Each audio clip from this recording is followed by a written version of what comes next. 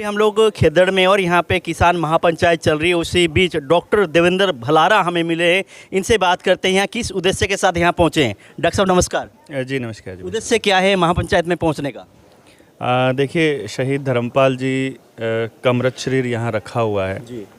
सरकार से कुछ डिमांड्स हैं हमारे किसानों की। गौशाला में हम लोग इस वक्त खड़े हैं।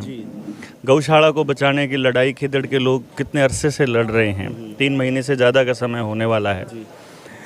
और क्या चाहती है सरकार, तो ये पूछ लें। तो इसलिए पूरे हरियाणा से कुछ लोग आए हैं, कुछ समुदाय आए हैं, कुछ संगठन आए हैं, और वो संगठन आकर के पूछ रहे हैं सरकार से कि भाई तुम्हें क्या चाहिए, तुम एक बार बता दो। और उसी सिलसिले में हम आए हैं कि तुमको और कितनी बलि लेनी है। किसान आंदोलन की तरह 750 आदमी चले जाएंगे तब जा कर के तुम माफ़ी मांगोगे क्या? जब यहाँ सब चारों तरफ बर्बादी का खेल चला हुआ है, यहाँ आसपास इस पूरे के पूरे पावर प्लांट का आप अगर पूरा अंदर जा कर के सर्च करोगे तो आपको घोटालों की भरमार मिलेगी यहाँ पे। तो इसका निर्णय कब करोगे, कब ठीक करोगे, ये इन समस्याओं का निदान कब करोगे, ये पूछने के लिए आए हैं। जी, जैसे कि आज की अगर बात करें, महापंचायत की बात करें, आप इस पंचायत में आए हैं, कौन कौन से इलाके से कहाँ से लोग यहाँ पहुँचे महापंचायत में? मुझे तो कोई ऐसा इलाका नज़र नहीं आया, समझ नहीं आ रहा जहाँ से नहीं आया। मेवात से भी मेरे कुछ साथी आए हुए हैं, फरीदाबाद से भी आए हुए हैं। अभी औलख साहब वो खड़े ही हैं, सामने खड़े हैं, वो हमारे उधर घरोंडा से आए हैं, मतलब करनाल ज़िले से, पानीपत से भी आए हैं। और यहाँ का लोकल आदमी तो है ही है। हरियाणा में एक भी संगठन ऐसा नहीं है जिसके नुमाइंदा प्रतिनिधि या जिसके लोग यहाँ नहीं आए हुए हैं। फिर आसपास की जितनी खाप पंचायतें हैं और जितने तमाम जो बुद्धिजीवी लोग हैं, सभी लोग यहाँ आए हुए हैं। तो ऐसा तो कह ही नहीं सकते कि ये लोग नहीं आए। जैसे टेबल पे कई बार सरकार के नुमाइंदे हैं, सरकार के अधिकारी, उनके साथ बातचीत हुई, रास्ता नहीं निकल पा रहा। क्या कारण मानते हैं, किन की तरफ से ढिलाई बरती जा रही है? सरकार योजना बना के बैठी हुई है कि इनको बर्बाद करना है, किसान को 100% बर्बाद करना है। गौ आधारित जो भी होगा समाज के अंदर उसको बर्बाद किया जाएगा। आप मॉडल APLM एक्ट को ले लीजिए, किसान के लिए खेती के औजार इतने महंगे कर दिए गए हैं। अभी डीजल बैन करने वाले हैं। नितिन गडकरी का अगर 3 दिन पहले का बयान नहीं सुना हो तो वो 5 साल के बाद पेट्रोल और डीजल बैन करने वाला है। श्रीलंका में जो अग्निवीर, जिनको मैं किराए के टट्टू बोलता हूं, उनको बंदूकें पकड़ा के पेट्रोल पंपों के बाहर खड़ा कर रखा है। इस वक्त वहां पेट्रोल बैन हो चुका है श्रीलंका में।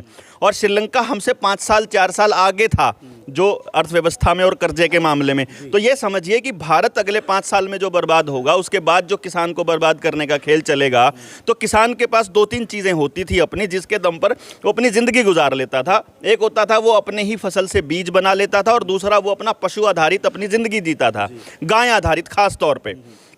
अब उन्होंने क्या किया, पशु का भी बीज मार दिया। अब आपके पास असली बीज नहीं बचा, किसान को अब जाके डॉक्टर के पास ही बीज दरवाना पड़ता है, और खेत का बीज भी अब किसान के पास नहीं बचा। तो अब किसान आने वाले वक्त में भूखमरी के दौर में आने वाला है। और इसी वजह से ये सब कुछ हो रहा है कि एक बार ये गाय अभी तो इसी गौशाला, जैसे गाय की बात कर रहे हैं, भारतीय जनता पार्टी गौमाता के पक्ष में, क्यों गौमाता को एक तरह माता मानते हुए उन्होंने कि राष्ट्रीय पशु घोषित करने की बात हुई है। आप क्या मानते हैं कि भारतीय जनता पार्टी गौशाला बंद करने में लगी हुई है? एक थोड़ा सा फ़र्क है। भारतीय जनता पार्टी आज के टाइम पे भारतीय जनता पार्टी नहीं है, वो गुंडे लुच्चे बदमाशों का एक समूह हो गया है, जिसका हेड कोई तड़ीपार है।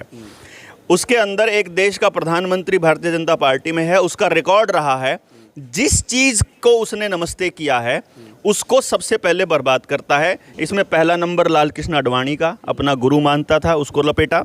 दूसरे नंबर पे संसद में प्रधानमंत्री बनते ही माथा टेका था, संसद का नया भवन बना दिया, पुराने वाला गिरेगा। संविधान की शपथ खाता था, संविधान यहाँ देख लीजिए आसपास आपका चल रहा हो तो देश के अंदर।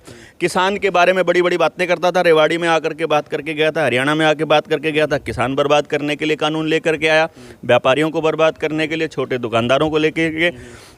वो जिस चीज़ की बात कर रहे हैं ना, अगर वो कहेंगे भारत माता की जय, इसका मतलब वो विनाश करेंगे भारत का। इसके बावजूद ही किसान आंदोलन चलता रहा। उसी बीच में 4 प्रदेशों में चुनाव भी हुए हैं, वहाँ भी भारतीय जनता पार्टी को बहुमत मिले। क्या कारण फिर, कि क्या जनता को समझ में नहीं आ रहा, या क्या मानते हैं आप?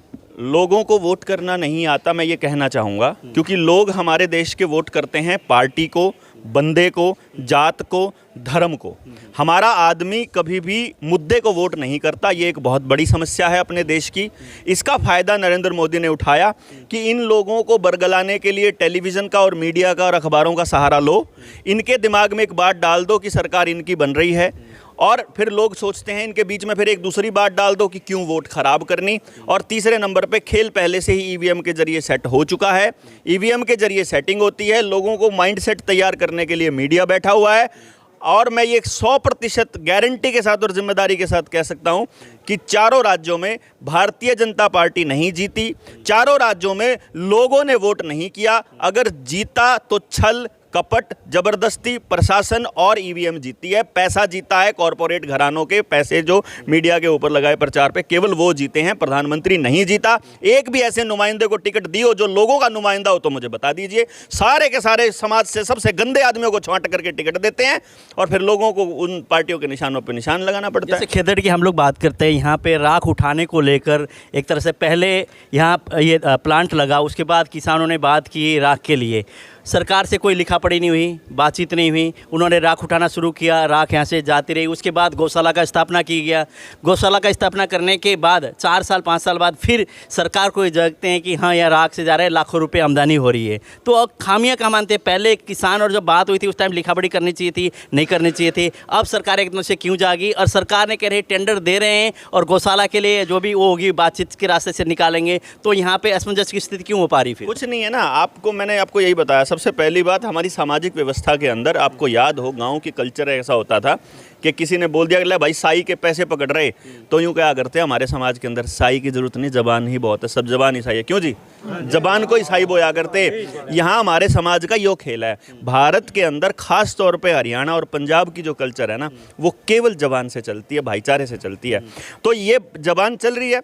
दूसरी बात, थोड़ी देर पहले आपने जो सवाल पूछा था कि गाय के बात बीजेपी करती है, तो फिर गौशाला को अगर आमदनी हो रही है तो उसको क्या दिक्कत है भाई? जब देश के अंदर पूरे देश में किसी को दिक्कत नहीं है तो केवल भाजपा को क्यों दिक्कत है? जब इतने लोग खड़े हुए हैं, जब हम ये बोल रहे हैं कि जनता सरकार मोर्चा ने ये ऐलान किया है कि जनता सरकार होती है, जनता मालिक होती है, जनता तुमको कह रही है कि भाई तुम अपना आदेश वापस लो, तुम अपना ये जो फरमान, तुगलकी फरमान जारी कर रहे हो, इसको वापस लो, तो तुम्हें वापस लेने में दिक्कत क्या है ये बताओ ना। लोगों का नुमाइंदे हो, राजा थोड़ी हो यार, हम प्रजा थोड़ी हैं, हम मालिक हैं देश के, जनता मालिक है। ये जो किसान बैठे हैं, जो खेदड़ के लोग बैठे हैं, ये मालिक हैं। तो ये स्थिति क्यों पैदा होती है? जैसे यहाँ पर धरने पर बैठे, उसके बाद किसान के नेता, आप जैसे नेता आ गए, यहाँ पे आप लोगों ने भाषण दे दिया, उसके बाद क्या आप लोगों का ये रहता है कि इनको उत्साह ना और आंदोलन चलते रहें, आप लोग कैसे करते रहें, या जनमन मुद्दे के लिए आप लोग सपोर्ट करते हैं? नहीं, आप सरकार को अगर ये लगता है कि लोग उकस रहे हैं और लोगों को भड़का रहा है कोई, तो सरकार को आंदोलन खत्म करके मांग मान लो, क्या दिक्कत है?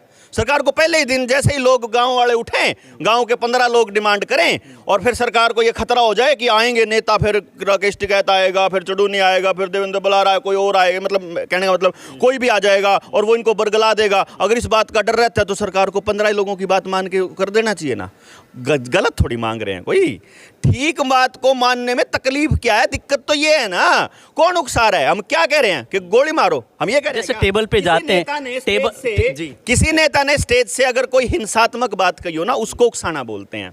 शांतिपूर्ण तरीके से बैठेंगे अपनी मांग के लिए, ये उकसाना थोड़ी है। ये तो उनको धैर्य के साथ आंदोलन करने का तो उनका तजुर्बा है। जिन लोगों ने इतने साल हो गए, वो बता रहे हैं भाई वो हिंसा अगर करोगे तो बदनाम कर दिए जाओगे। 3-4 दिन पहले की हम लोग बात करें यहाँ से कि बैरिकेड तोड़ के, किसान ने कहा कि बैरिकेड तोड़ देते, उधर से पुलिस बल आ गई, एक किसान की जान गई। आप लोगों ने अफसोस किया, इन्होंने भी अफसोस किया, सब ने अफसोस किया। उसका परिवार पूरी उम्र तक रोता रहेगा। उसके लिए कभी आप नहीं जाएंगे कि 2 साल बाद हाँ मैं वहाँ जाऊँ, उनको सांत्वना दे के आप भूल जाएंगे। आंदोलन चल रहा है तब तक याद है। इस तरह की परिस्थिति खड़ा ना हो, उसके लिए किस तरह का कदम होना चाहिए आप लोगों का, नेताओं का भी या सरकार का भी?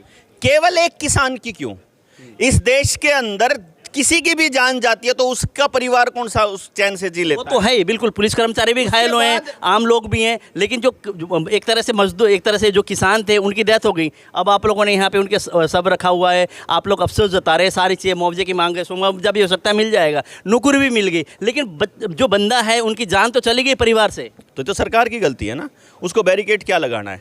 अगर यहाँ का नुमाइंदा जा कर के सिविल सेक्रेटरीट जाना चाहता है, यहाँ का बंदा सीएम हाउस जाना चाहता है, क्या दिक्कत है भाई? उसके पैसे से बन रहा, उसके टैक्स के पैसे से वहाँ बैठे आदमी को सैलरी मिलती है।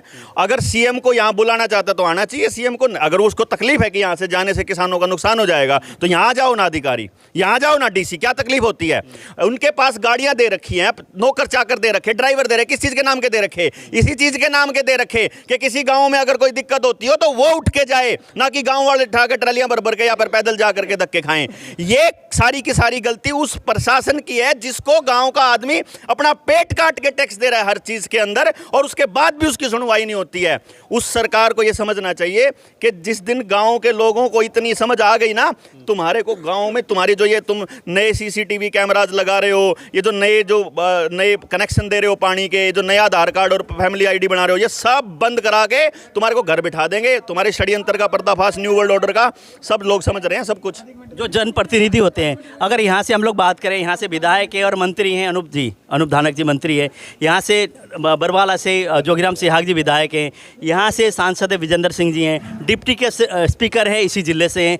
वो लोगों का उनका दायित्व तो नहीं बनता कि इस आंदोलन में आकर बैठकर और बीच का रास्ता निकाल के इस जल्द धरने को समाप्त करें? ऐसा नहीं होना चाहिए था। वही तो करवा रहे हैं सब कुछ, सारा प्रोपेगेंडा, सारा बीमारी की जड़ ही यही लोग हैं जो बैठे हुए हैं प्रशासन के अंदर। इनकी मलाई जो है, वो जो इनको मिलता है, इनको हफ्ता मिलता है, वो कहाँ से मिलेगा फिर इनको?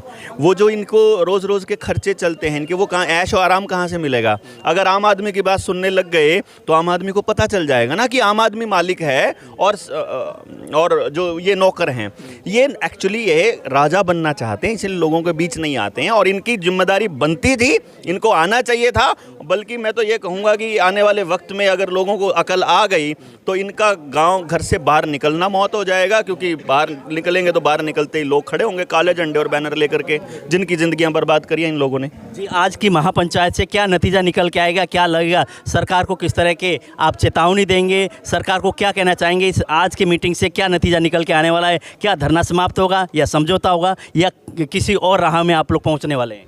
देखिए, जितने लोग यहाँ पर बैठे हैं ना, कोई भी ऐसा नहीं है जो घर से खाली बैठा हो। सबके पास करने के लिए बहुत सारे काम हैं, सब अपने घर जाना चाहते हैं। सबको तकलीफ़ है कि वो अपने बाल बच्चों को छोड़ के यहाँ लड़ाई लड़ रहे हैं। लेकिन खुशी की बात यह है कि समाज में इतने जागे हुए लोग हैं जो अपना काम छोड़ करके बैठे हैं समाज के बीच में।